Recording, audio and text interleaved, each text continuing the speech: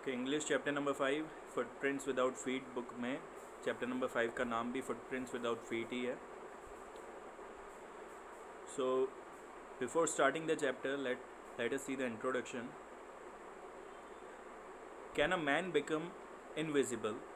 This is the story of a scientist who discovers how to make himself invisible. Does he use or misuse his discovery? ठीक है, हम सबको पता है कि कोई भी इंसान इनविजिबल नहीं हो सकता, लेकिन इस स्टोरी में एक साइंटिस्ट हैं जो खुद को इनविजिबल करने का फार्मूला ढूंढ लेते हैं और अपनी इस डिस्कवरी का वो यूज़ करते हैं या मिसयूज़, वही इस चैप्टर में हमें समझना है. Okay, let's start the story. The two boys started in surprise at the fresh muddy imprints of a pair of bare feet. What was a barefooted man doing on the steps of a house in the middle of a London? And where was the man?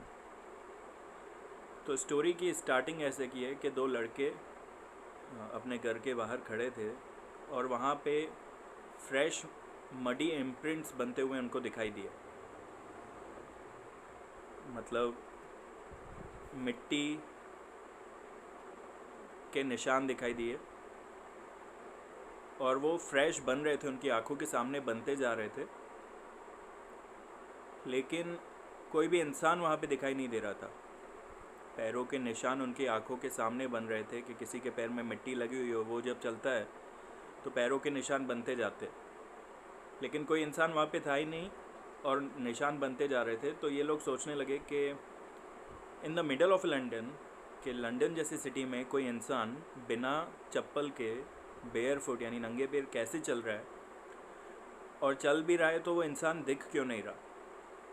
As they gazed, a remarkable sight met their eyes. A fresh footmark appeared from nowhere. जब वो देख रहे थे उन्हीं निशानों को, तो अचानक से दो तीन और निशान उनकी आंखों के सामने बन गए. तो वो बहुत ही एकदम शॉक्ड रह गए. एक के बाद एक नए फुटप्रिंट्स बनते जा रहे थे और पैरों के निशान जो है वो स्ट्रीट की तरफ गए. ये दोनों जो लड़के थे वो इन्हीं निशानों को फॉलो करते गए और सोच भी रहे थे कि ये कैसे पॉसिबल है, नए निशान कैसे बनते जा रहे हैं. लेकिन ये निशान फेंटर एंड फेंटर यानी कम होते गए,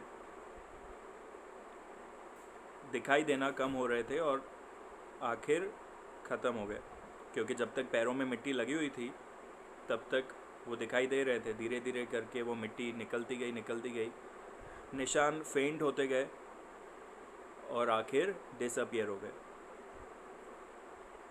The explanation of the mystery was really simple enough. The bewildered boys had been following a scientist who had discovered how to make the human body transparent. ठीक है, इनविजिबल बना दिया था, खुद की बॉडी को ट्रांसपेरेंट बना दिया था एक साइंटिस्ट ने, और उसी की वजह से वो निशान उनको दिखाई दे रहे थे. Griffin, the scientist, had carried out experiment after experiment to prove that the human body could become invisible. Finally, he swallowed certain rare drugs and his body became as transparent as a sheet of glass, though it also remained as solid as glass. तो Griffin जो scientist, उन्होंने कई बार बहुत सारे experiments किए ये साबित करने के लिए कि इंसान इनविजिबल हो सकता है, और आखिर उन्होंने कुछ ऐसे दवाइयाँ खाई, उन्होंने ऐसे रेयर ड्रग्स उन्होंने स्वेलो किए जिससे वो पूरे के पूरे इनविजिबल हो गए. जैसे कि एक ट्रांसपेरेंट शीट ऑफ ग्लास होती है, आप आर पार देख सकते हो, वैसे ही उनकी बॉडी हो गई. आपको वो बिल्कुल दिखाई नहीं दे रहे थे, इनविजिबल हो गए थे और उनकी बॉडी एकदम सॉलिड थी, ग्लास की तरह ही. अब बहुत ही ब्रिलियंट साइंटिस्ट तो थे वो, लेकिन एक लॉलेस पर्सन थे, यानी कानून फॉलो नहीं करते थे. उनके जो लैंडलॉर्ड थे, किराए पे रहते थे, रेंट पे रहते थे घर पे, तो उनके जो लैंडलॉर्ड थे वो उन्हें बिल्कुल पसंद नहीं करते थे, और वो लैंडलॉर्ड चाहते थे कि जल्द से जल्द ये ग्रिफिन जो साइंटिस्ट हैं वो उनके घर से निकल जाए. अब उन्होंने आके एक बार उन्हें कह दिया कि कल से निकल जाना यहाँ से, घर खाली कर दो. तो इन रिवेंज, उसका बदला लेने के लिए Griffin set fire to the house. उन्होंने उस घर को आग लगा दी. To get away without being seen, he had to remove his clothes. अब वो इनविजिबल तो हो गए थे, आग भी लगा दी थी, लेकिन जो उन्होंने कपड़े पहने हुए थे तो उन कपड़ों की वजह से कोई भी उन्हें स्पॉट कर सकता था कि ये यहाँ पे है इंसान। तो उन्होंने अपने सारे कपड़े जो है वो निकाल दिए। It was that he became homeless wanderer, और इसी की वजह से अपना घर तो आग लगा ही दिया था और उसकी वजह से वो एक होमलेस वॉन्डरर बन गए। उनके पास घर भी नहीं था, इधर उधर भटक रहे थे, without clothes, without money and quite invisible, until he happened to step in some mud। ठीक है, दौड़ते दौड़ते वो किसी एक मिट्टी वाली जगह पर पहुँचे और पैरों में मिट्टी लग गई, और उसी की वजह से जब वो आगे बढ़ रहे थे तो वो मिट्टी के निशान दिखना शुरू हो गए थे। ही escaped easily enough from the boys। ठीक है, उन्हें पता था कि मेरे पीछे दो लड़के मुझे फॉलो कर रहे हैं, तो बहुत जल्दी वो तो ईज़िली उनसे बच के निकल गए। लेकिन अभी भी खतरा और मुश्किलें उनकी ख़त्म नहीं हुई थी, क्योंकि उन्होंने गायब होने का टाइम गलत चूज़ किया था, क्योंकि उन्हें कपड़े निकालने पड़े गायब होने के बाद, और उस टाइम पे लंदन में बहुत ठंड की सीज़न थी, विंटर सीज़न थी। तो उस टाइम पे बिना कपड़ों के लंदन की सड़कों पे निकलना, लंदन की स्ट्रीट्स पे निकलना बहुत ही ज़्यादा रिस्की था। So the air was bitterly cold and he could not do without clothes. Instead of walking about the streets, he decided to slip into a big London store for warmth। तो उसने सोचा कि यहाँ पे streets पे रहूँ, इससे अच्छा मैं किसी दुकान में घुस जाता हूँ। वैसे भी दिखाई तो नहीं दे रहा, जब दुकान बंद करके चले जाएंगे तो मैं वहाँ पे कपड़े वहाँ से निकाल लूँगा। तो एक बड़े से लंदन के स्टोर में, एक बड़े स्टोर में वो चले गए। Closing time arrived, and as soon as the doors were shut, Griffin was able to give himself the pleasure of clothing and feeding himself without regard to expense।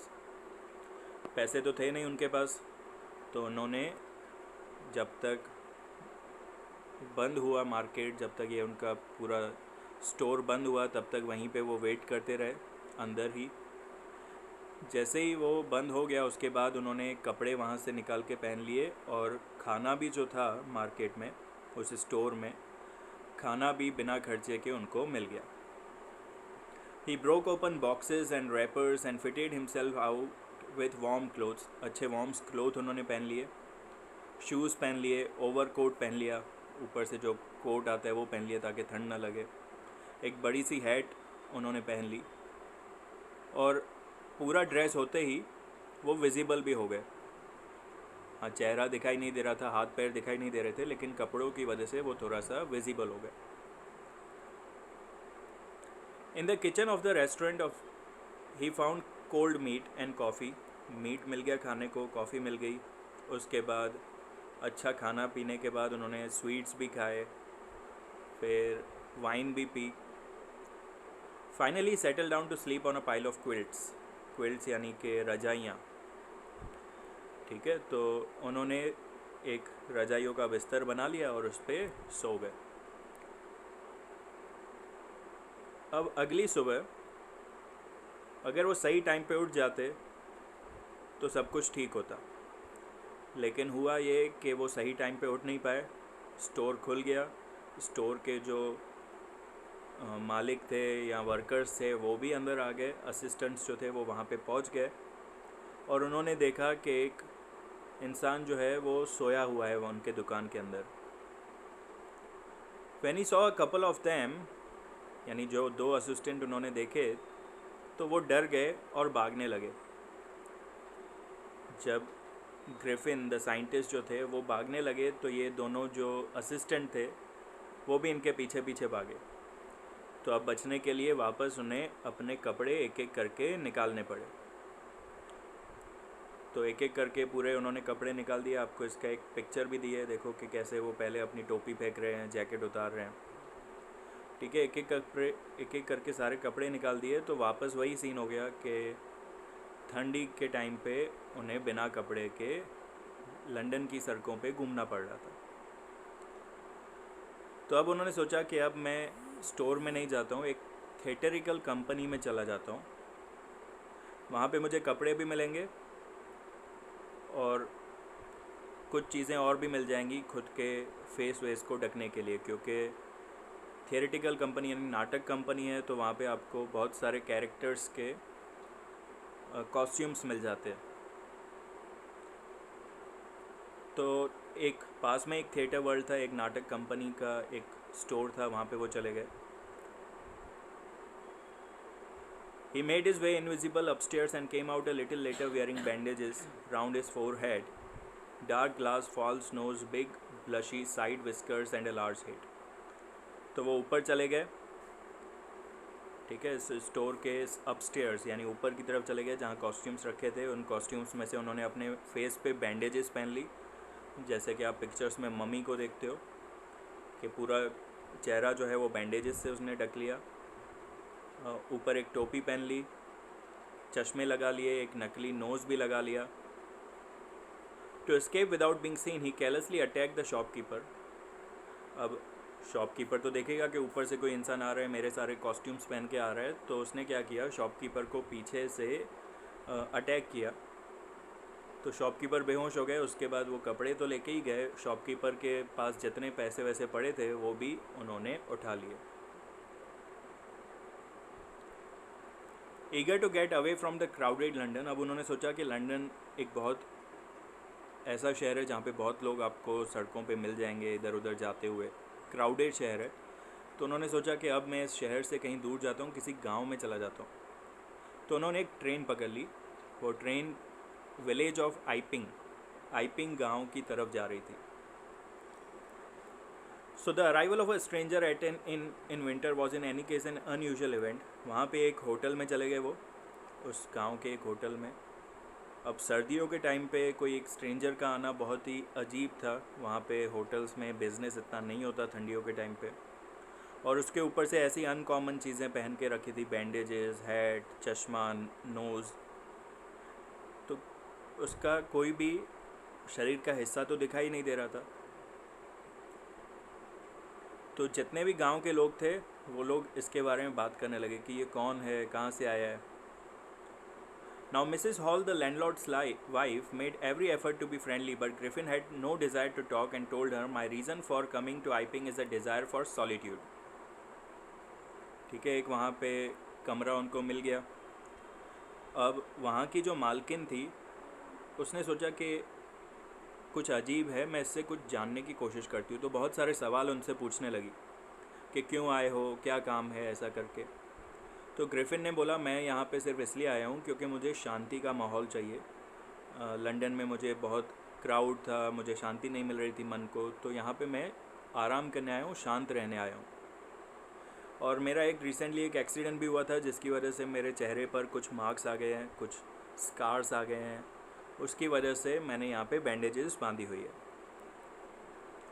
तो सारे क्वेश्चंस का सही सही जवाब उसने सही तरीके से दे दिया, तो वो लेडी भी थोड़ा सा सेटिस्फाई हो गई, और पैसे भी उसने एडवांस में दे दिए क्योंकि वो उस शॉपकीपर से पैसे चोरी करके आया था।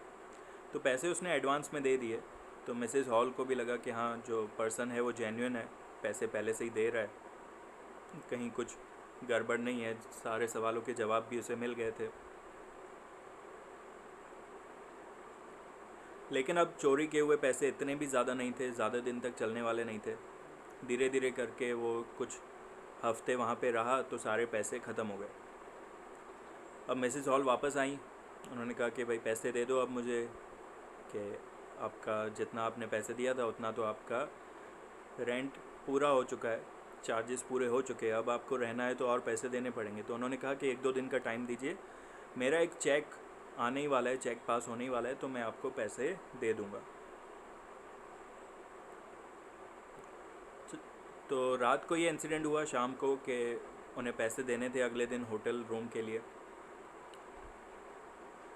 Shortly afterwards, a curious episode occurred. Very early in the morning, अगली सुबह एक clergyman and his wife were awakened by noises in the study. ठीक है, clergyman यानी जो जैसे बंगार का सामान जो होता है, सेकंड हैंड सामान जो लोग ख़रीद के रखते हैं और फिर बेचते हैं। तो उनके घर पे सुबह सुबह कुछ आवाज़ें आने लगी। तो वो अपने उस जगह पे जहाँ पे ये सारे सामान वगैरह रखते थे, जब वो नीचे की तरफ गए तो उन्होंने सुना कि पैसे खड़कने की कुछ आवाज़ आ रही थी। तो जो क्लर्गीमैन था उसने चुपके से वहाँ पे देखने की कोशिश की, और उन्होंने ज़ोर से दरवाज़ा खोलते हुए चिल्लाया, सरेंडर, कि जो भी हो सरेंडर कर दो, यहाँ पे आप चोरी नहीं कर पाओगे। लेकिन जब दरवाज़ा खोल दिया तो उन्होंने देखा वहाँ पे तो कोई है ही नहीं।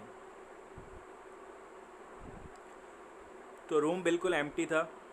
ही and his wife blocked under the desk and behind the curtains and even up the chimney looked. तो उन्होंने डेस्क के नीचे देखा, कर्टन्स के पीछे देखा, चिमनी में भी देखा कि कहीं चिमनी से ऊपर तो नहीं चला गया, लेकिन कोई नामो निशान नहीं था किसी का भी। फिर भी जो जहाँ पे पैसे रखे हुए थे वो ड्रॉवर खुला था और पैसे सारे मिसिंग थे। तो पूरा दिन जो क्लर्की मैन था वो तो बोले कि यार ये तो अजीब चीज़ हो गई, क्या हुआ हमारे साथ, हमारे सामने पैसों की आवाज़ आ रही थी, रूम में हम गए तो कोई था नहीं। तो वो पूरा दिन जो है वो सभी गांव के लोगों तक उसने पूरी अपनी स्टोरी पूरे दिन में फैल चुकी थी उसकी। अब थोड़ी ही देर के बाद मिसेस हॉल के साथ भी कुछ अजीब हुआ। उनके घर में, उनके फर्नीचर में कुछ हो गया था। Landlord and his wife were up very early. Landlord और उसकी वाइफ जो थी मिसेस हॉल सुबह जल्दी उठे थे। जब उन्होंने देखा तो ऊपर जहाँ पे ये ग्रिफिन रह रहे थे, साइंटिस्ट रह रहे थे, वो रूम का दरवाज़ा खुला हुआ था। तो बहुत थोड़ा अजीब लगा उन्हें, क्योंकि हमेशा वो हम अपना दरवाज़ा बंद ही रखते थे। कोई अगर आता भी था तो दरवाज़ा खोलते नहीं थे, अंदर से ही बात कर लेते थे। तो पूरा का पूरा दरवाज़ा खुला हुआ था। तो उन्होंने सोचा कि देखे कहीं भाग तो नहीं गया, कहीं चला तो नहीं गया, देख के आते ऊपर।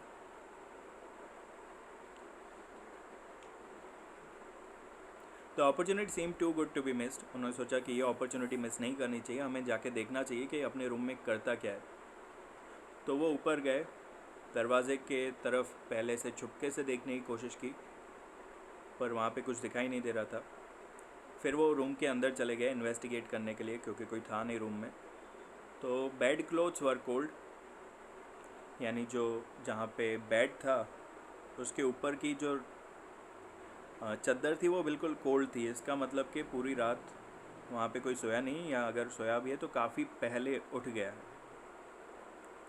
And stranger still the clothes and bandages, जो वो मुंह पे पट्टियाँ बांधता था या जो कपड़े पहनता था, वो सारे कपड़े और बैंडेजेस जो है वो रूम में ही थे अभी तक।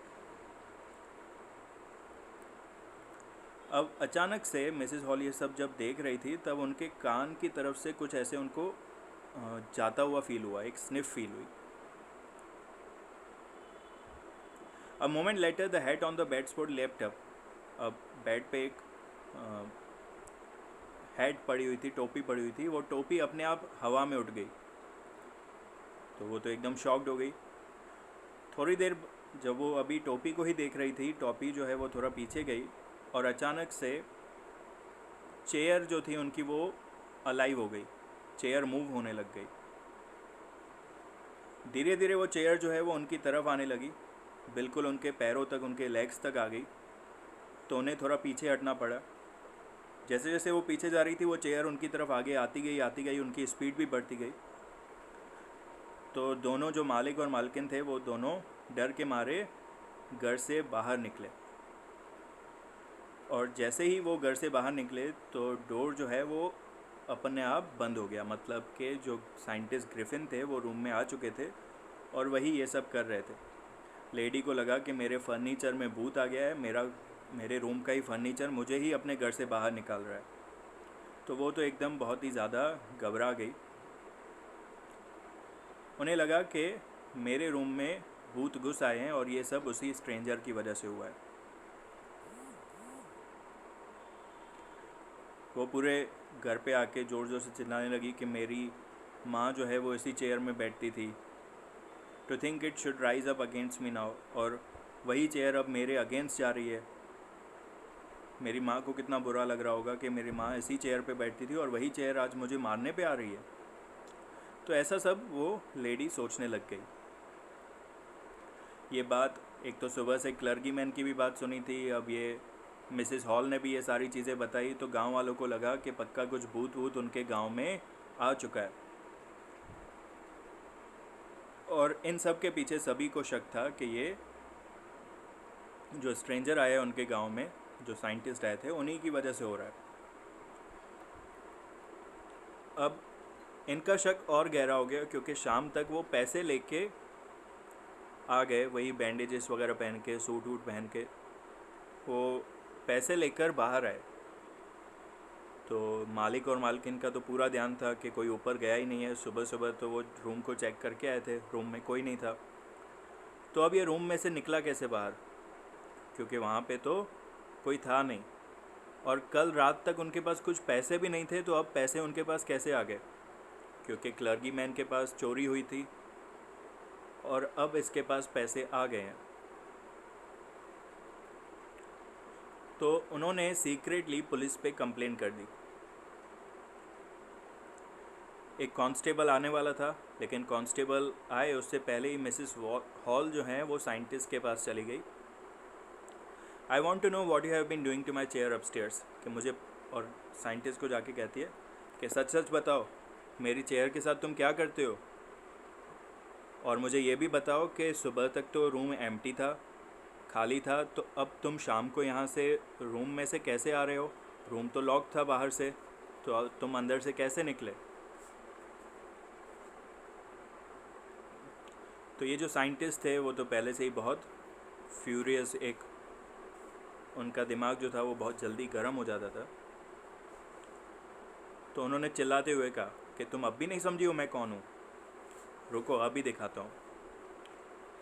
तो गुस्से गुस्से में उन्होंने अपनी जो बैंडेजेस थी मुंह की वो उन्होंने निकालना शुरू कर दी, जैसा कि आप पिक्चर में भी देख पा रहे हो। ठीक है, तो उन्होंने अपनी बैंडेजेस निकाली, विस्कर्स, स्पेक्टिकल, सारी चीज़ें निकाल दी। और जब अपना चेहरे का पूरा सामान उन्होंने निकाल दिया तो सारे लोग जो है वो एकदम शॉक्ड रह गए, क्योंकि उनका चेहरा दिख ही नहीं रहा था। ठीक है, हेडलेस मैन, जैसे कि उनकी गर्दन थी ही नहीं। अभी बाकी के नीचे कपड़े पहने हुए थे तो ऐसा फील हो रहा था कि पूरा इंसान है तो सही, बॉडी है लेकिन गर्दन नहीं है। तो सब लोग बहुत घबरा गए। लेकिन जो कांस्टेबल था वो अभी पहुंचा, उसका नाम है मिस्टर जेफर्स। तो उन्हें एकदम अजीब लगा कि मुझे एक हेडलेस मैन को पकड़ना है, ऐसा इंसान जिसका चेहरा ही नहीं है। लेकिन वो भी एकदम पक्के पुलिस वाले थे। उन्होंने कहा कि कोई भी हो, मैं तो अपना फ़र्ज़ निभाऊंगा, मैं इसको अपनी ड्यूटी पे ही पकड़ूंगा, कि अगर मुझे ऑर्डर मिला है, जज ने ऑर्डर दिया है कि इस आदमी को पकड़ना है, तो इस आदमी को पकड़ूंगा ही, चाहे उसका हेड हो या ना हो। तो वो उनके पीछे लग गए, उनको पकड़ने लग गए। और जब वो उनको पकड़ रहे थे तो एक बहुत अच्छा सीन वहाँ पे क्रिएट हुआ। पुलिस वाले जो है वो इन भाई साहब को पकड़ने के लिए पीछे पीछे भाग रहे थे, और ये अपनी चीज़ें जो है वो एक एक करके निकालते जा रहे थे और इनविजिबल होते जा रहे थे। और आखिर में उन्होंने अपनी शर्ट भी निकाल दी, जिसकी वजह से फिर वो पूरे इनविजिबल हो गए। अब कांस्टेबल को तो पता ही नहीं कि ये भाई साहब गए कहाँ, इधर उधर घूम रहे हैं, ढूंढ रहे हैं, अपना जो उनके पास हथियार था वो चला रहे कि कहाँ गया।